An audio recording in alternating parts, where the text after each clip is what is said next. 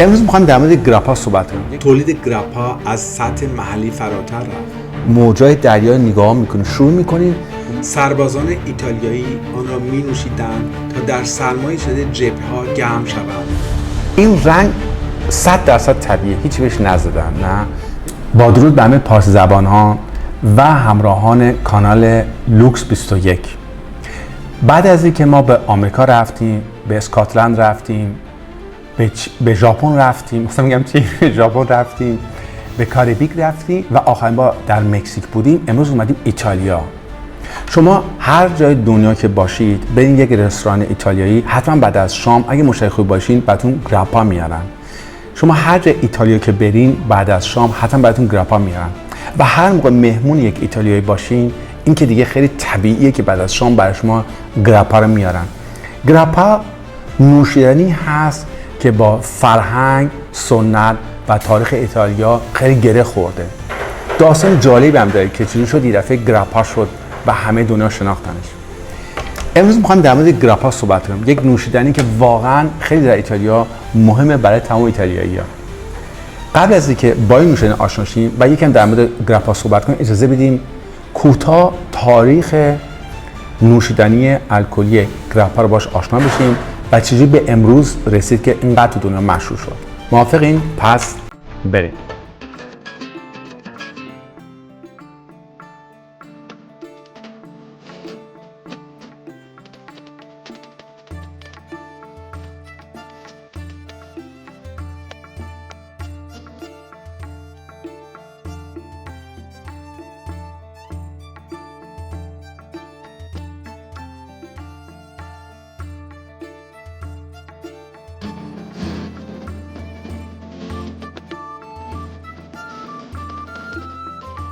گراپا یکی از اصیل‌ترین نوشیدنی‌های ایتالیا است که ریشش به قرون وسطا برمیگردد. در آن زمان کشاورزان و روستاییان برای اینکه چیزی از محصول انگور هدر نرود، تفاله و پوست انگور را تخمیر و تقطیر می‌کردند. حاصل آن یک نوشیدنی ساده اما پر انرژی بود که خیلی زود به بخشی از فرهنگ محلی تبدیل شد. در دوران جنگ جهانی اول گراپا نقش مهمی پیدا کرد. سربازان ایتالیایی آن را می نوشیدند تا در سرمای شدید جبهه‌ها گرم شوند و جرأتی تازه بگیرند. گراپا به آنها کمک کرد تا در دل ناامیدی مقاومت کنند. این نوشیدنی به نمادی از مقاومت و امید تبدیل شد. نمادی از اراده که حاضر نبود در برابر سرما و ترس از مرگ تسلیم شود. از آن زمان گراپا به عنوان نوشیدنی قدرت و مقاومت شناخته شد. با آغاز صنعتی شدن در قرن 20 تولید گراپا از سطح محلی فراتر رفت. کارگاه‌های کوچک خانوادگی به کارخانه‌های بزرگ تبدیل شدند و گراپا از یک نوشیدنی روستایی به محصول ملی و سپس بین‌المللی بدل شد. امروز گراپا نه تنها در ایتالیا بلکه در بسیاری از کشورهای اروپایی و حتی آمریکا جایگاه ویژه دارد.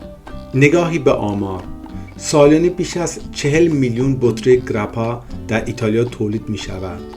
بیش از 100 شرکت و برند معتبر در این صنعت فعالیت می کنند و تقاضا برای صادرات به ویژه در اروپا، آمریکا و شرق آسیا پیوسته حال رشد است. امروز وقتی یک جام گراپا را در دست میگیریم، نه تنها یک نوشیدنی الکلی نمی نوشیم، بلکه ما بخشی از تاریخ را مزه می کنیم. بخشی از روح کشاورزانی که از هیچ همه چیز را ساختند و بخشی از شجاعت سربازانی که در دل سردترین زمستان‌ها آتش امید را در خود زنده نگه داشتند. گراپا یادگاری از گذشته پر از تلاش و مقاومت است. بخشی از هویت فرهنگی ایتالیا و نمادی از سفر طولانی. امیدوارم از این اطلاعات خوشتون اومده باشه. اجازه بدید قبل از که این نوشیدنی وا کنیم، کوتاه با نوشیدنی گراپا، با ساختارش و طرز درست کردنش آشنا بشیم. در ایتالیا وقتی میخوان شراب درست کنن، خب این انگور باید فشار بدن که اون مایع در بیاد بیرون. این تفالش رو دور نمیریزن، بعد که اینو میان تو بشکه‌های یا فلزی یا چوبی میذارن. چرا چوبی چرا فلزی؟ چوبی به خاطر که میخوان اون مزه درون چوب هم بگیرن. اگه بخوان فقط مزه خود اون تفالا باشه، هیچ چیزی وارد نشه، تو فلزی میذارن. البته اون فلزی‌ها شستنش هم بعد راحت تره. بعد این تو میذارن یه مدت بمونه. اون بستگی چقدر میخوان این مزه‌ای که درونش هست این عمیق‌تر باشه. نه بعضی چند روز میذارن، بعضی طولانی‌تر میذارن، بعضی هم بهش مخمر تو اون بشقاه هست و بعضی بهش نمیذارن و سعی می‌کنن با هم مخمر طبیعی روی انگور هست با اون مواد شیمیایی مواد طبیعی خودش این فرآیند تخمیر درست بشه. وقتی این تو موند و قند تبدیل شد به الکل، اینو ور می‌دارن تو مخزن‌های فلزی که دستگاه تقطیر هست میریزن و اینو تقطیرش میکنن. معمولا باید 2 بار تقطیر بشه که اون لطافت رو بهتری داشته باشه و اون ناخالصی‌ها بیرون بره. وقتی که این تموم شد میشه همونجا اینو فروخت که بهش میگن گراپای جوون هست که تو شیشه گذاشت و فروخت. اگه بخوان خب بهش بیشتر عمق بدن، شخصیت بدن، اینو میذارن 2 تا 11 ماه توی بشقاه چوبی بخوابه. حالا در مورد بشقاه چوبی چیزی میگم. بعضی جاها بعضی استان نه ممکن بذارن بگن 2 تا 18 ماه نه، ولی این بستگی داره. معمولا 2 تا 11 ماه میذارن توی این بشقاه بخوابه که بهش میگن رسیده یا استراحت کرده. اگه بخوان مزه خیلی عمیق‌تر پیچیده‌تری بهش بدن، میذارن خب 2 سال 4 سال تو این بشقاه بخوابه که دیگه خب خیلی مزه بسیار عمیق و پیچیده خواهد داشت. حالا بریم وارد بشیم که چه بشکه‌هایی. گراپا مثل ویسکی قانونی نیست که حتما باید تو این بشکه تو این بشکه باشه و این باشه، بلکه گراپا میتونن تو بشکه‌های مختلفی هم بذارن. مثلا بوربون فقط باید تو بشکه‌های آمریکایی چوب بلوط باشه و بعد نو هم باشه و بعد درونش هم سوخته باشه. نه اینجا اینجوری نیست. شما میتونید اینجا بشکه‌های مثلا پورت واین، شراب پورت واین، من نمیدونم پورت واین به فارسی چی میشه، ولی حتما باید یه بار در موردش ویدیو صحبت کنیم، درست کنیم، چون مثلا پورت واین هم خیلی مشروب جالبی هست که خیلی زیادم شناخته نیست تو جامعه ایرانی فکر کنم. میشه تو از چیز میاد، از پرتقال میاد، میشه تو بشکه‌های اون گذاشت، خب یه طعم خاص میگیره. میشه تو بشکه‌های مثلا ویسکی گذاشت و خیلی قوی‌تر میشه تو بشکه‌های مثلا شری گذاشت و یا تو بشکه‌هایی که هیچ توش نبوده و چوب بلوط هستش. بعضی استانا و به خصوص بعضی شرکت‌ها که تقطیر میکنن یعنی مشروب درست میکنن، اینا میخوان خیلی دیگه کیفیت بالایی بدن. به خاطر همین مثل این شرکت که این گراپاش هم واقعا کیفیت خیلی عالی داره، میان توی بشکه‌های شاب بلوط میذارن، نه تو بشکه‌های بلوط. یعنی میخوان خیلی کیفیت پیچیده‌تر و خیلی عمیق‌تری بهش بدن. حالا در مورد صحبت می‌کنیم کله. این باعث میشه که مزه اون گراپا خب طبیعی خیلی پیچیده‌تر و باحال‌تر بشه. ببینید از این اول که این انگورش هست، چه انگوری هست، کجا هست، چه نوعی هست، این باعث میشه باعث تاثیر رو مزه میشه. چقدر تو این بشکه‌ای که میخواد تخمیر بشه بمونه، اون تقطیرش میکنن، اون فرایندش تو چه بشکه‌ای بمونه، چقدر بمونه، اینا همه باعث میشه که روی تاثیر میذاره روی طعم، روی بو، روی عطرش. و من میخوام که اینقدر قانون سرد کنم خجالت کشیدم، شرم‌زده شدم، گفتم من حالا بگم. بعد و این همه این همه تاثیر بذاره روش و این کلاف از دستمون در نره. بله این تاثیر میذاره روی مزه این گراپا. حالا یه چیز خیلی مهمه، اونم اینه که گراپا این چیز تولیدش بود، چطوری تولید میشه. تولید سخت نیست به نظر من. وقتی شما یک مشروب الکلی مثل ویسکی، مثل جین، مثل برندی، مثلا رومو، وقتی یک بار این فرآیندش رو از اول تا آخرش یاد میگیرین، همه مشروبای دیگه عین همون میشن حدوداً. خیلی ممکن یکم کمتر بیشتر بشه نه، ولی همون حدود هستن. خیلی آدم زود متوجه میشن اوکی اینجوری ساخته میشه. اوکی اینم از ساختش. حالا بیایم صحبت کنیم در مورد اینکه کی اجازه داریم به این گراپا ما بگیم. ببینید این قانون منحصر به فرد بودن بر مشروبات الکلی به من خیلی کمک کرد که من درکی پیدا کنم که چرا محصولات باید قوانین داشته باشن. نه حالا در مورد خود ما ایران میگم. اول در مورد قوانین این بگیم. قوانین اینجوریه که باید توی ایتالیا و یا تو سوئیس که یه قسمتش هم ایتالیا هست تو این ساخته بشه. بعد باید تمام اون انگور از اون استانی میاد که اونجا ساخته میشه. یعنی شما نمیتونی انگور بری از جنوب ورد بیاری تو شمال ایتالیا باهاش اینو تخمیر و تخدیرش کنی. منظورم اون توفالهاشه. بلکه باید همون جایی باشه که اون میخوان در اون جای میخوان تخمیر و تخدیرش کنن. این تمام پروسس درست کردنش باشه. بعد انگورش بعد بدونی از کدوم انگور اومده، یعنی مثل یه شناسنامه خیلی بعد دقیق باشه از کدوم انگور اومده. معمولا هم استانای به خصوصی هستن که گراپا درست میکنن که دیگه خیلی معروف هم شدن و خیلی به قول معروف معتبر هستن. نه و مهم اینه که نباید به گراپا چی بزنن. این چیزی که من الان میگم ممکنه یکم باعث سوء تفاهم بشه، بعد دوستان بیان بگن که چون حرف زدی که حتی حق دارن و میتونن بگن.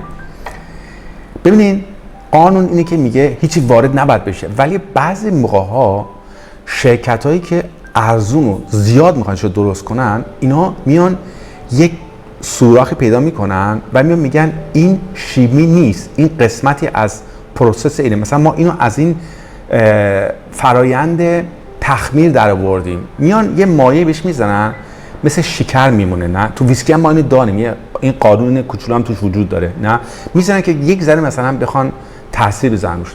ولی شرکت‌های معتبر و شرکت‌هایی که سنتی درست میکنن و خیلی معروف هستن و با کیفیت بالا درست میکنن امکان نداره چی توش باشه. نه یه دونه اینجا من پرانتز وا میکنم، بعضیا میان زعفران میزنن به گراپا، ولی باید اون بنویسن این زعفران سپیسیاله، یعنی این مال مزه زعفران توش داره. 3-4 مزه دیگه هم توش هست ولی زیاد نیستن، ولی اون بعد روش بنویسه، یعنی اون گراپا نیست، اون گراپای سپیسیال هستش. نه این خیلی فرق میکنه، درسته؟ یعنی این منحصر به فرد میشه، اون معمولیش دیگه نیست. اوکی، اینم از قوانین گراپا که قانون دیگه وجود داره، قانونش همیناست. حالا چرا من گفتم اینقدر مهمه؟ ببینید اگه ما در ایران اینو میفهمیدیم معنیش که چقدر مهمه اون محصولی که ما داریم، اول بهش احترام قائل بشیم، بعدم قوانینی بذاریم که خیلی سنگین و سفت باشن که باهاش هم شوخی نداشته باشیم، این باعث میشه که این محصول که ما داریم منحصر به فرد بشه. یعنی اگه میمدیم میگفتیم که فرش کاشان فقط فرش کاشان میتونه باشه که از کاشان بیاد، حتی پشمش هم باید از کاشان بیاد، فقط این نقشه هم باید داشته باشه، این باعث میشه که هیچ وقت هیچ مملکتی نتونه بیاد اینو بزنه بگه اینم کاشانه. هنوزم که از فرش کاشان میمون. ولی ایرانیای عزیز گرامی هموطن خود ما بلندشون رفتن چین، رفتن هندوستان، نقشه رو بردن گفتن این برام بزن. خب هندی‌ها چینی هم که احمق نیستن، اونا هم یه مدت بعد خودشون زدن فرش به اینجا رسید که الان رسیده. این فقط خواستم بگم که چقدر مهمه که این قانون بزنن تا بتونه این برای همیشه هم بمونه. به خاطر همین هیچ وقت شما نمیتونید به یک برندی اسپانیایی بگید این کنیاکه، اون فرانسوی شایگش میزنه بالا چون حقم داره. شما هیچ وقت نمیتونید برین به یک شرابی که یه ویسکی که توی ژاپن ساخته شده بگه این بوربون هست، خب اون آمریکایی شایگش میزنه بالا. این خیلی مهمه که ما اینو متوجه بشیم که وقتی یه مشروب اسم میذاره یه چیزی که شبیه هست نباید اسمشو بذاریم. هیچ وقت نیام بگیم که مثلا کنیاک ایرانی یا نمیدونم فلان این یا شامپاین فلانی، این فقط مال همونجا هستش و اینا ما یاد بگیم رعایت کنیم. خیلی ممنونم. این خیلی مهمه، من خواستم بگم. یه ذره ناراحت شدم. خب حالا بریم به این گراپایی که اینجا هست برسیم. من دوباره تکرار میکنم این واقعا خیلی گراپای باحالی هستش، با کیفیت خیلی بالایی هستش. مطمئنا شما خیلی رستورانی که به این نمیبینید. جایی که اینجا ساخته این خودش یه موزه داره، یعنی که با اعتبار بسیار طولانی داره این گراپا رو درست میکنه و این از استان بلموند میاد. رشته دوست ایتالیایی ما از سیسیل هست، یعنی از این دیگه ایتالیایی نمیشه و ایشون با من گفت اشتباه نگیر اگه تو خیلی بد میشه. این تو این استان بلموند این انگورش خیلی معروفه. به این انگور میگن شاه انگور، بخاطر که انگور خیلی معروفی است و خیلی کیفیت بالایی داره. و این گراپایی که اینجا هستش 8 سالشه، یعنی بغیر از اینکه اون میگن تا 18 ماه اگه بمونه دیگه خیلی با کیفیت امرا میشه، این 8 سال توی بشکه خوابیده، توی بشکه‌های شاه بلوط هم خوابیده، نه تو بشکه معمولی خوابیده، نه 8 سال توی بشکه شاه بلوط. این خیلی مهمه برای گراپا. گراپای معمولا گراپا خیلی دیگه مثلا بخوان خیلی مثلا با کلاس باشن، اینا بهش میگن استراحت کرده، یعنی تا 12 ماه یا دیگه فوقش تا 18 ماه توی بشکه بوده. این 8 سال تو بشکه خوابیده، اونم تو بشکه شاه بلوط، نه بشکه معمولی. چیزی هم که مهمه این 45% الکلشه، الکل بالا داره و آره فکر کنم دیگه همه رو گفتم که در موردش باشه. درست، همه رو گفتم. اجازه بدین اینو وازش کنیم.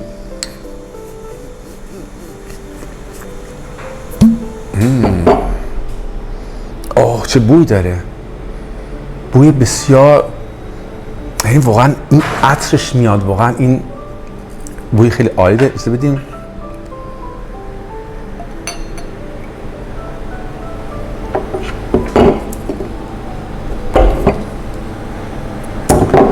خب ببینین الان این دیگه کاملا روغن شده بعد از 8 سال. نه امیدوارم خوب میبینین. نه دیگه این دیگه روغنه دیگه. نه یعنی این رنگ 100% طبیعیه، هیچی بهش نزدن. نه ببین واقعا چقدر مثل طلا شده این تو دیگه، میبینین چقدر قشنگه. حتی شما وقتی اینو برش میگردین این یه ذره از این دوباره توی این لیوان میمونه، نشون میده که چقدر این چی میگن این تافت میگن یا تافت میگن، چی میگن، یه این درونش ببین چقدر خوب جا افتاده که این لیوان میمونه وقتی شما میچرخونیش. نه با اجازه من اینو بو کنم اول. چه بوی. ببینید با 45 درجه الکل این اول الکلش نمیاد، بلکه یه ذره بوی نرمی میاد، بوی یه ذره سیترون میاد، بوی لیمو میاد، بوی مرکبات، یه ذره بوی زنجفیل. اونم به خاطر اینکه خب وقتی تو این وقت مدت تو این بشکاه شاه بلوط میمونه یه ذره از اون میگیره دیگه. درسته؟ یه ذره بوی خب این چون از شراب میاد اون شیرینی و یه ذره اون مزه انگورم توش هست دیگه. نه شما شربم بکنی همیشه نمیدونم مزه‌ش چی میگن، فکر کنم گز میگن. نه یه ذره اونم توش هست. بوش خیلی عالیه، واقعا نشون میده که چقدر کلاس داره. من میخوام به سلامتی تمام دوستان نویسم که اینقدر میان با دقت میشن نظرشون توی این کانال مینویسن. من واقعا بعضی موقع شرمنده میشم وقتی میبینم اینا میان اینقدر با وقت گذاشتن میشینن مینویسن. یعنی اگر میخواستم فقط با یک مثلا بگم اوکی یا نه یا فلان، من رو درباسی مجبورم بشینم جواب بدم کلا خیلی دقیق مثل اینا. اینقدر وقت میذارم واقعا میذارم. من همه شما تشکر میکنم که وقت میذارین میایین اینقدر با دقت میشینین برای من پیام مینویسین. خیلی ممنونم. به صورت تمام دوستان و به خصوص دوستانی که در ایران هستن و امروز نمیتونن اینجا باشن. به سلامتی شماها.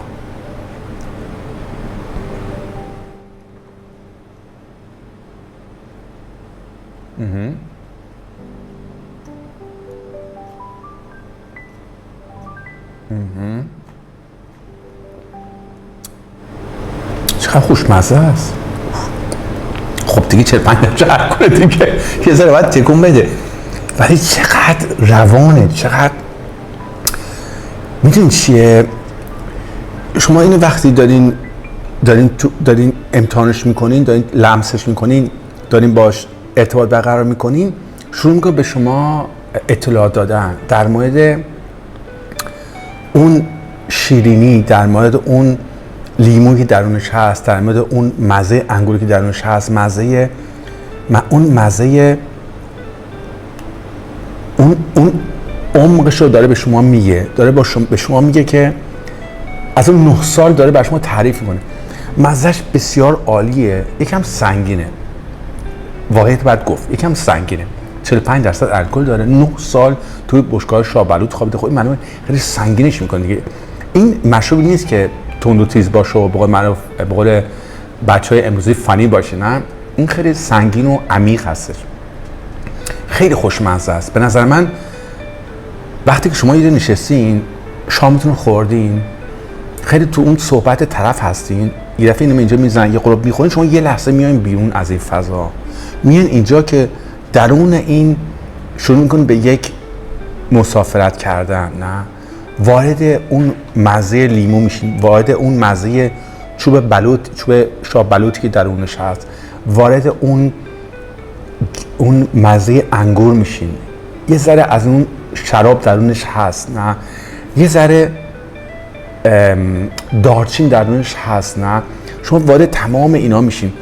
هنوز سنگین نگهتون داشته، بعد اون الکلش میاد، نه که خب 45% هستش، نه ولی هیچ کنون از اینا بالا نمیزنن، بلکه با یک انگار موجای دریا هست که شما لب ساحل وای میسین، دریا خزر عزیزمون که اونجا وای میسین، غروب آفتاب داره میاد پایین، شما اونجا وایسادین و این موجای دریا نگاه میکنین، شروع میکنین به مسافرتی کردن در ضمیر ناخودآگاهتون، به بچگیتون، به اون عشقی که دوست دارین، به اونجا قشنگی که بودین، به اون آرزوهایی که دارین. اینم همینجوریه. وقتی شما اینو میخورین شروع میکنین با این یک مسافرت کوچیکی کردن، نه با تمام این بالا پایین مزه که تو این هست شروع میکنین با این کار کردن. این ببینین این هنره. هنر اینه که این نخورید بوم بزنه، بلکه یه لحظه شما تو این وارد بشین، یه لحظه قسمتی از این بشین، به این گوش کنین، قلبتون رو بدین به این و به ایتالیا وارد بشین، به این استانی که اینو درست کرده که 100 کیلومتر از میلانو شمال بالا هستش. برین تو این استان، اون کشاورزی که اون انگور رو آورده، اون که فشارش داده، اون که تو بشقه گذاشته، اون که دستش پینه بسته، اون که زیر آفتاب کلاه گذاشته تمام سیاه سبز شده، تمام اینا لمس کنید و با اون خانم زیبایی هم که براتون نشسته اونم ببینید، دریابید. ولی این تو هم هستیم. این بهش میگن هنر. حالا چه باید بگم که خود دوستمون یکی از دوستان هستن، ایشون فکر نمی‌کنم هستن، ایشون از استرالیا هستن، خیلی باحال می‌نویسن. من خیلی برام جالب نوشته ایشون. دفعه پیش نوشت که ما تو حال بودیم تو زدی زیر حال ما، از اون پیام‌های بعد گفتی از حال خوب ما رو آوردی بیرون. ولی به نظر من تو یک جامعه باید اینقدر راستی باشه که هم خوب و هم بد هم زشت هم روش صحبت بشه. اجازه بدید این مبحث رو ببندیم و بگیم خیلی عالی. من یه ذره این تو گذاشتم چون میخوام به سمت یه نفری بخورم، الان براتون میگم چرا. ببینین دوستان، اگه قرار باشه ستاره بدیم بابت یک نوشیدنی الکلی، نه مثل خیلی نمیته آف، اگه بخوایم ستاره بدیم باید بگم این 5 ستاره میگیره: مزه عالی، عطر عالی، ساختار عالی. ساختار بود، ببخشید من می‌خواستم چیزی بگم، فکر کنم آلمانش گفته بودم. ساختار عالی یعنی همه چی رو درونش داشت. نه 5 ستاره ما میگیم آقای گراپا دمت گرم، 1 بودی، خیلی عالی بودی. حالا بذارین در مورد چیزی دیگه صحبت کنم. اونم اینه که اینم خیلی مهمه برای ما که ببخشید اینم بگم که دوستان بعضی میگن تو چرا لیوان نشون نمیدی، همش لیوان خودتو داری. خب این لیوان تست من هستش. ببینین گراپا یک محصولی که هی تو کشور مختلف نشون داده میشه و این باعث میشه که یک ذره از اون کشورهایی که هستن، مثلا تو اروپا هستش، تو آمریکا هستش، تو استرالیا هستش، یک ذره تاثیر میذاره اون کشورهایی که هستن. بخاطر اینکه میخوام بگم که این گراپا لیوان مختلفی میشه استفاده کرد. اینجا که من هستم، این دوست ما ایتالیایی اصل از سیسیل اومد دیگه. سیسیل با کسی شوخی ندارن دیگه. شما فقط یه لحظه فیلم پدر خواندن نگاه کنین، اینا از این استفاده میکنن. اینم برای گراپاست، نه ولی اون کوچیکام هستن، فلان هستن، چیز مختلف داره. این لیوانش اگه دوست دارین بدونین، ولی لیوان مختلف وجود داره. من اگه یه جا برم یه لیوان دیگه بیارم چیزی نمیگم، چون میگم حتما اینه، چون اون قانون نداره تو چه لیوانی بعد لیوانی بشه که بتونین اون عطر طعمشو بگیرین. حالا بریم سراغ این. از این به بعد قرار تو هر ویدیو یه پیام بیاریم که درش صحبت کنیم و این بشه پیام این ویدیوی ما. این دفعه یکی از دوستان یه پیامی نوشت، من اومدم می‌خواستم پیامو جواب بدم، اینو دیدم خندیدم، خیلی هم خندیدم، گفتم دمت گرم. بعد رفتم باشگاه اینا و اومدم از باشگاه اومدم و شب که شام خوردم من دوباره پیامو ببینم، اینو دیدم دوباره خندیدم. فردا صبحش که من صبح همچین موقع کوتاه نگاه کردم، این دفعه با یک قطره اشک اینور و اینور خندیدم، چون تازه اون تمام پیام این پیامو فهمیدم. 2 تا پیام. ببینین زبان فارسی به نظر من بسیار کمپلکس هستش، یعنی خیلی پیچیده هستش و بسیار تو این اطلاعات وجود داره. میتونه بانمک باشه، میتونه غمگین باشه، میتونه شاد باشه، میتونه محبت باشه و میتونه هم مسخره بکنه. درسته؟ که خیلی هم مهمه. نه؟ ایشون نوشته تو اون ویدیویی که من ویسکی نوشته بودم که ویسکی و مفاهیم ویسکی اومد بغش نشود که ما تا رو فکر میکردیم که عرقسکی شاه مشروبات الکلی. ببین چقدر این تو یک جمله چقدر حرف وجود داره، چقدر داستان وجود داره، چقدر با نمکی وجود داره و چقدر غم وجود داره. به نظر من این دوست ما که نوشته واقعا تمام صحبتایی که خیلی ماها داریم با هم در خارج، در غربت، در ایران، در مورد غربت، در مورد مشکلاتمون، همه رو توی جمله گذاشته.